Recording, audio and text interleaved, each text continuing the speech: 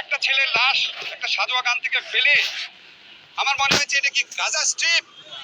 আপনাদের বোধোদয় হোক, আমরা আপনাদের ভালোবাসতে চাই, রেসপেক্ট করতে চাই। এই সমস্ত বাহিনীর যারা প্রধান আছেন আপনাদের লজ্জা হওয়া উচিত এবং আপনাদের মনে রাখা উচিত কোনো অবৈধ আদেশ মানতে, চরম মানবাধিকার বিরোধী কোনো অবৈধ আদেশ মানতে আপনারা বাধ্য না।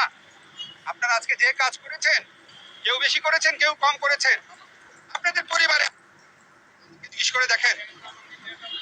করে দেখেন আপনারা ঠিক কাজটা করেছেন কিনা। নিশ্চয় যেভাবে ছেলেটাকে গুলি করা দেখেছি, একটা ছেলের লাশ একটা সাদোয়া গান থেকে ফেলে আমার মনে হয়েছে এটা কি গাজা স্ট্রিপ। আপনাদের বোধোদয় হোক, আমরা আপনাদের ভালোবাসতে চাই, রেসপেক্ট করতে চাই। এই সমস্ত বাহিনীর যারা প্রধান আছেন আপনাদের লজ্জা হওয়া উচিত এবং আপনাদের মনে রাখা উচিত কোনো অবৈধ আদেশ মানতে, চরম মানবাধিকার বিরোধী কোনো অবৈধ আদেশ মানতে আপনারা বাধ্য না। আপনারা আজকে যে কাজ করেছেন, কেউ বেশি করেছেন, কেউ কম করেছেন, আপনাদের পরিবারে জিজ্ঞেস করে দেখেন আপনারা ঠিক কাজটা করেছেন কিনা। নিশ্চয় যেভাবে ছেলেটাকে গুলি করা দেখেছি, একটা ছেলের লাশ একটা সাদোয়া গান থেকে ফেলে আমার মনে হয়েছে এটা কি গাজা স্ট্রিপ। আপনাদের বোধোদয় হোক, আমরা আপনাদের ভালোবাসতে চাই, রেসপেক্ট করতে চাই।